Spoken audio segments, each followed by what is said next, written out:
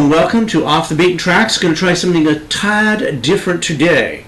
This is kind of an unboxing. I just got a group of albums in from Discogs. Now, I'm not that adroit, so I decided to open the box and save everyone the time and suffering of watching me struggle with tape and cardboard. And I've opened it up and I've actually listened to a few of these albums. I actually went on Discogs looking for this one originally. This is Piper. As you can see, it was this is a 1982 redo of the reissue of the album because by then Billy Squier had become famous. The original, which was from 1977, was their second album. The first one was just called Piper.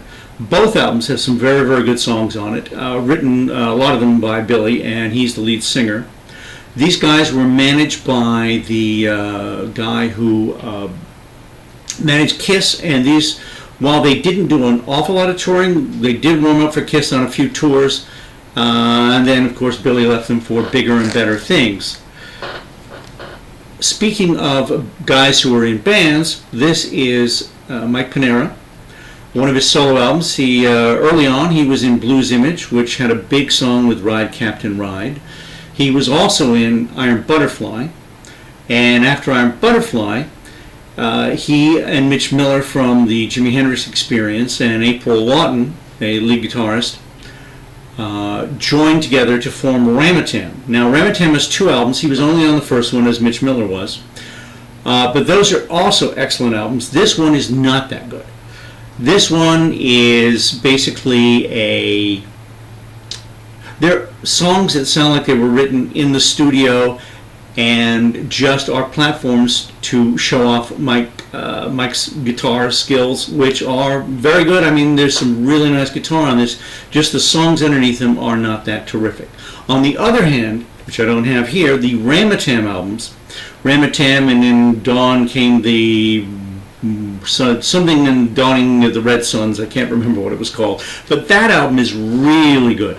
And April Lawton was such a good guitarist and such a heavy guitarist in spots on these albums, that there's been an enormous argument for decades now on whether she was actually a guy, a very good-looking guy, if the pictures on the album are anything to go by. But do check out Ramatam. You might want to check this out, but Ramatam definitely is a pickup. Now, Streets, this also has a person in it that became famous in another band. Steve Walsh is in this band, who was a major driver in Kansas. Now, this album, like the Mike Panera album, these are very generic hard rock songs. Nothing really stands out.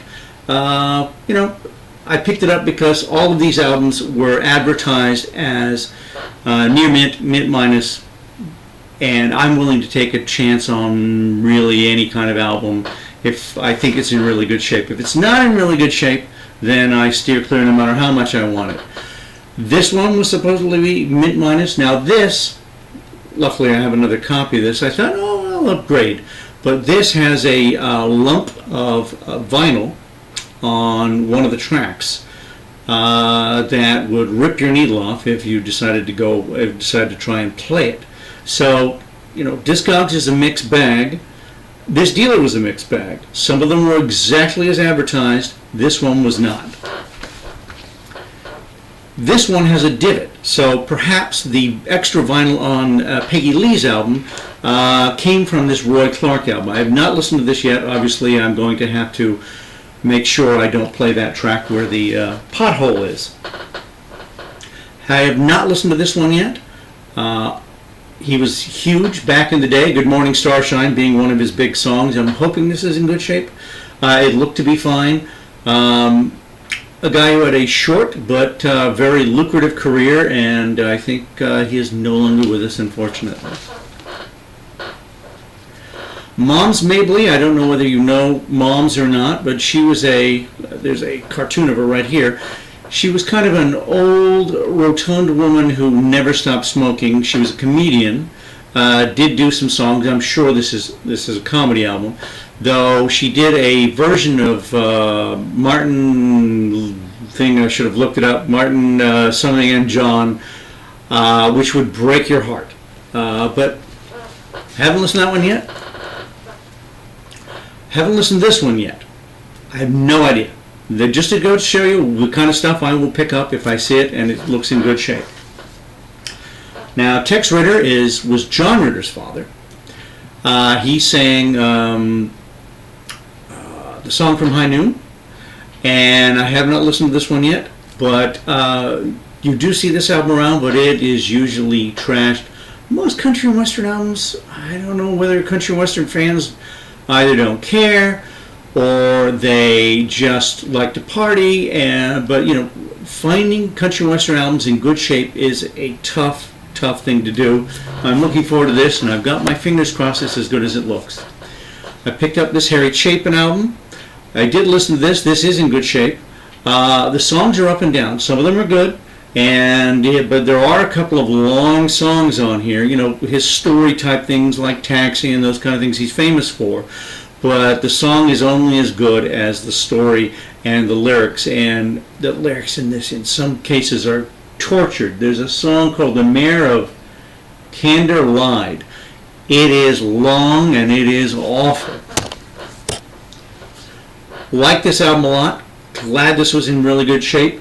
This has Thunderball on it, and Tom could really belt him out. This is a good album if you can get it. Again, from the 60s, the kind of people who are buying these albums, they're usually not in very good shape. This one was in very good shape. I feel very fortunate to have got that for only a few bucks. Guilty Pleasure. I bought an album, back in the day, a million years ago, an Angel album. I have quite a few of them now. This looks like they're from starring in some sort of Renaissance reality show. It is really generic hard rock. But, occasionally you want to put something on that just is generic and hard and rockin'. And you would not go wrong with that band.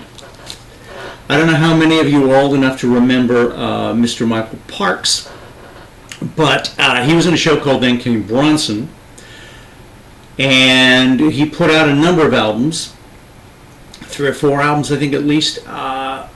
Not the best singer. I listened to this last night. Not the best singer. That's all I'm going to say. I'm glad I have the album, and it takes me back to when I was really young so you can imagine.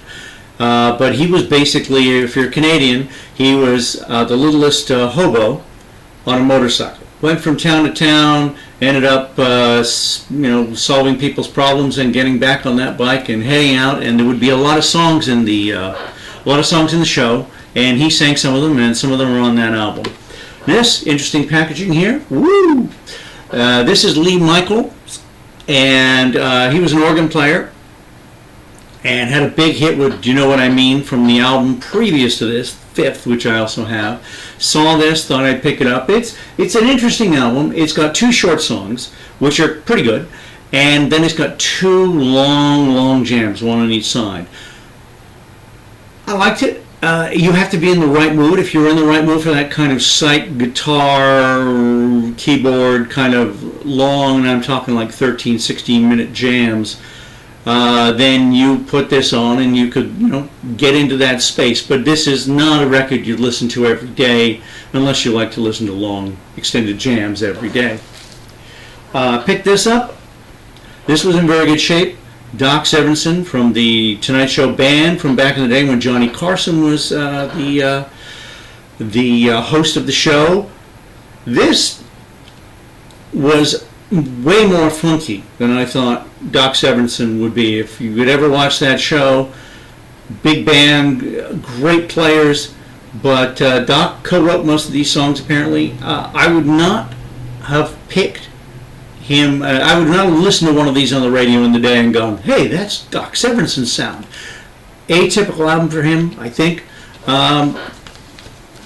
Interesting. And last but not least, this is Pure Love and Pleasure. Not a good name for a band. Back in the day, I had seen this in every cheapie bin. This was just one of those albums you saw around and you never picked up. I never picked it up. Finally, there was the copy in there. It was near mint condition. I picked it up. Really like this album. This first side is better than the second side, but both sides are good. Both sides have really good songs. It's some rock, some folk, a little bit of country, kind of country rocky kind of stuff in it. I think they're out of San Francisco, but recommend this album. If you see it in the cheapy bins, pick it up. I didn't. I did now, and I'm glad I did. Anyway, that was my box.